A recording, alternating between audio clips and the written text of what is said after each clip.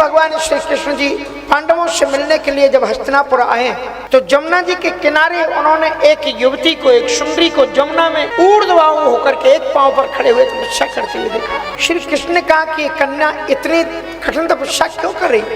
अर्जुन से कहा तुम पूछो ये कौन देवी है और इसका उद्देश्य क्या है? अर्जुन ने जब जाकर के पूछा देवी आपका परिचय क्या है और आप ये क्या कर रही, किसके लिए आप इतना कठोर तप कर रही? तो उस कन्या ने अपना परिचय दिया कि हम देवस्य सवितुर दुहिता पतिमिच्छति, मैं सूर्य पुत्री जमुना हूँ और पति की श्रेष्ठ पति की कामना से मैं तपस्या कर रही हूँ। किसको चाहती हो पति के रूप में? कहा विष्णु वरेण्यम वरदम तपः परममास्थिता, साक्षात नारायण इस धरती पर अवतरित होकर के आए, उन द्वारकाधीश को मैं अपने पति के रूप में वर्णन करना चाहती हूँ। अर्जुन मुस्कुराए, कहा तुम्हारी इच्छा पूरी होती है। बोले तो क्या तुम नारायण हो? बोले मैं नारायण नहीं, मैं नारायण का मैसेंजर हूँ। और भगवान कृष्ण के पास गई, वो आपको ही चाहती है। और इस प्रकार से चौथा विवाह उनका हो गया। उज्जैन के राजा थे मित्र और बिंद और अनविंद। उनकी जो बहन थी मित्रविंदा, वो गोविंद को, द्वारकाधीश को पति के रूप में चाहती थी, पर उसके भाई लोग नहीं चाहते थे। पर भगवान को जो चाहे, भगवान लाखों के बीच में उसको ले लेते हैं। भगवान श्री कृष्ण गए और उनका मान मर्दन करके मित्रविंदा को भगवान ने स्वीकार किया। पांचवा विवाह उनका हो गया। श्रुतकी बुआ की बेटी के साथ में विवाह हुआ। छठवां विवाह उनका हुआ। भद्रा के साथ में उनका विवाह हुआ। अयोध्या के राजा नग्नजित की बेटी को उन्होंने 7 बैलों को नथ करके विवाह किया। इस प्रकार से भगवान के 8 विवाह हुए। ये 8 भगवान की पटरानियां थी। और इनके आप नाम सुन लें। भैष्मी, जाम्बवती, भामा, सत्या, भद्रा च लक्ष्मणा, कालिंदी, मित्रवृंदा च इत्यष्टौ पट्टिमहास्त्रिया। श्री धराचार्य जी महाराज ने ये श्लोक श्रीधरी टीका में श्रीमद् भागवत में लिखा है। ये भागवत जी का श्लोक नहीं है। तो रुक्मणी, जाम्बवती, सत्यभामा, कालिंदी, मित्रवृंदा, नग्नजती। मित्रवृंदा का एक नाम शव्या भी था। नग्नजती का एक नाम सत्या भी था। भद्रा, लक्ष्मणा। और इस प्रकार से ये उनकी 8 पत्नियां थी। पट्ट महास्त्रिया। और एक भौमासुर नाम का दैत्य था। वो 1 लाख कन्याओं के साथ में एक साथ विवाह करना चाहता था। 16,100 कन्याओं को उसने बलात् अपहरण करके बंदी बना रखा था। और उन सभी ने नारद जी के माध्यम से अपनी प्रार्थना को गोविंद के पास में भेजा। भौमासुर इतना मदोद्यत था, उसने स्वर्ग में आक्रमण किया और देवताओं की मां आदित्य के कानों के कुंडल उसने छीन लिए। वो देवता लोग इंद्र कहीं बाहर गए हुए थे, पारिजात हरण करके ले आए वहां से। और जब श्री कृष्ण जी को इसका पता लगा तो भगवान श्री कृष्ण ने उसके ऊपर आक्रमण किया। 5 उसके व्यू थे, अग्नि तत्व, जल तत्व, भूमि तत्व आदि के घेरे थे। परकुट उसके बीच में चारों तरफ से जल तत्व था, अग्नि जलता हुआ था, भयानक कांटों की खाइयां थी। उसमें 5 फण का एक मुरु नाम का दैत्य उसकी रक्षा करने में लगा हुआ था सर्प के रूप में। भगवान श्री कृष्ण ने सुदर्शन चक्र उठाया और एक एक भेद का, मंडल का भेदन करते हुए उससे 5 फण वाला, ये क्या है, इस दैत्य का मतलब क्या है? श्रीमद् वल्लभाचार्य जी कहते हैं ये देहाध्यास है। ये जो तुम्हारी आत्मा ही अंदर में बैठी हुई है और पृथ्वी, जल, तेज, वायु तत्व, ये भगवान की कृपा से देहाध्यास छूटता है। और ये 5 फण वाला मुरुदैत्य, ये बोले 5 प्रकार की वायु है, 5 प्राण है, अपान, व्यान, समान आदि उदान। भगवान इनका भेदन करके आत्मा का उद्धार करते हैं। भौमासुर का वध करके भगवान श्याम सुंदर ने 16,100 कन्याओं को बंधन से मुक्त किया और मुक्त करके उन देवियों से कहा, देवियों अब आप स्वतंत्र हो, wherever you want to you may go, आप अपने परिवार में लौट जाओ। उन कन्याओं ने अश्रुपात करते हुए कहा कि गोविंद, त्रेता में सीता जी थी, निष्पाप सीता जी लंका में रही और उन सीता जैसी साथी परम सती नारी के ऊपर लोगों ने कलंक लगा दिया, विश्वास नहीं किया कि रावण क्या रही है, इनका क्या भरोसा है। धोबी ने अपशब्द कहे, ये तो द्वापर है, इस राक्षस ने हमें बंदी बना के रखा, अब अगर हम अपने घर में जाएंगे तो क्या समाज के श्रेष्ठ लोग हमारे चरित्र पर विश्वास करेंगे। समाज स्त्री के ऊपर दो प्रकार से अत्याचार करता है। एक तो पहले वो व्यक्ति अत्याचार करता है जो उनके शील का हरण करता है, बलात्कार करता है, उनके चरित्र को भंग करता है। और दूसरा अत्याचार वो समाज के लोग करते हैं जो उसे ताने मारते हैं और श्रेष्ठ व्यक्ति उसके साथ में विवाह नहीं करता।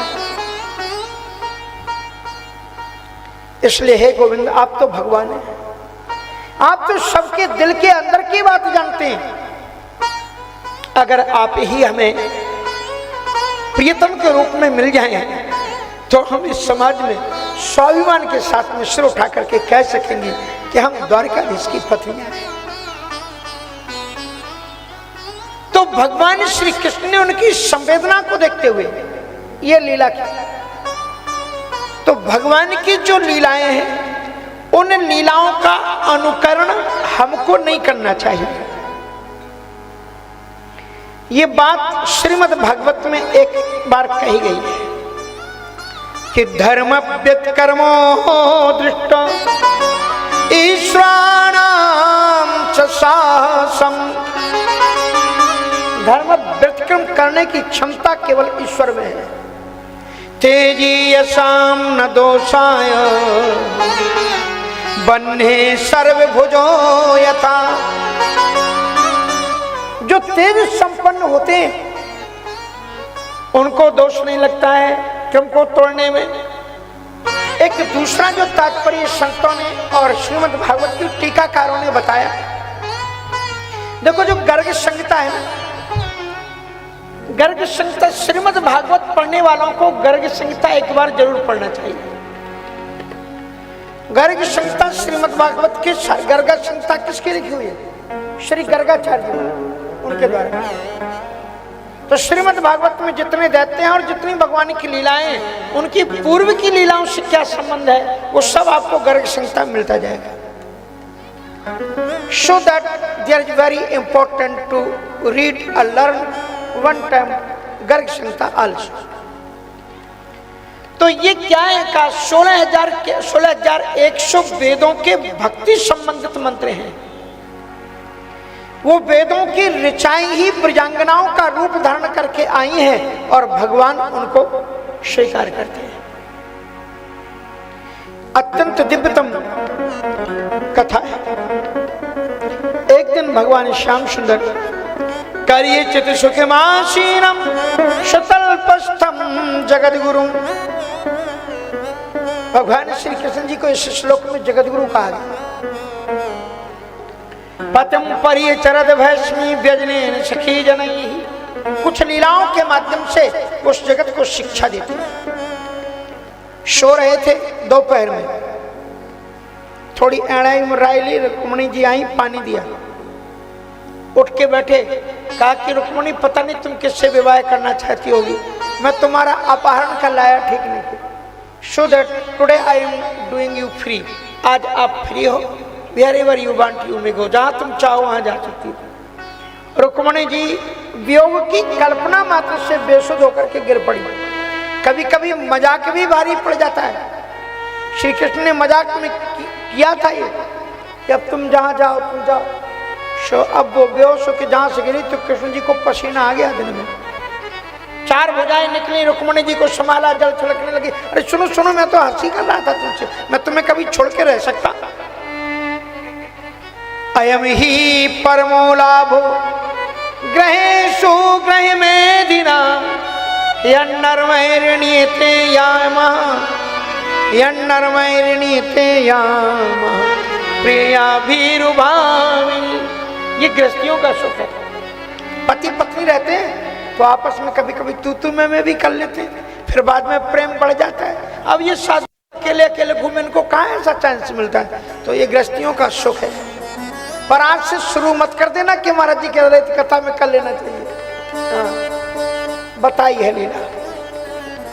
भगवान श्री कृष्ण को संतानें कितनी पैदा हुई, नोट करो। एक एक सप्ताह कृष्ण से पुत्रान दश दशा जनन, 16,108 थी। अब काउंटिंग करना, सभी से 10-10 पुत्र उत्पन्न हुए। एक एक सप्ताह पुत्र, एक एक सप्ताह कृष्ण से पुत्रान 10 दशा जनन, 10 दशा बला। अजी जनन नवमान पितु सर्वात्म संपदा। लेकिन इतने हजारों बच्चों के बीच में नालायक एक भी नहीं था। पितु सर्वात्म संपदा, अगर तुम बच्चे पैदा कर लो कोई दिक्कत नहीं, लेकिन नालायक मत बन दे दो, चोर चक्के बदमाश जुआखोर मत बना।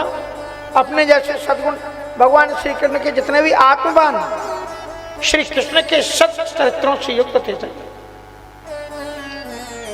अजीजन नवान पितु सर्वात्म संपदा। पिता के जो सद्गुण रूपी पुत्र को केवल पिता की बाई संपत्ति पर नजर नहीं रखनी चाहिए। पिता की सबसे बड़ी संपत्ति उसके सच्चरित्र होते हैं, उसको तुम अपने जीवन में उतार लो, बस वही तुम्हारा पिता की दी हुई संपत्ति है। तो बहुत सुंदर लीला। एक बार नारद जी महाराज सोचते हैं कि हमको तो एक विवाह नहीं होने दी और अपने इतने विवाह कर लिए। सो एक एक दरवाजे पर गए परीक्षा लेने के लिए कि देखें जरा आज झगड़ा करा दें।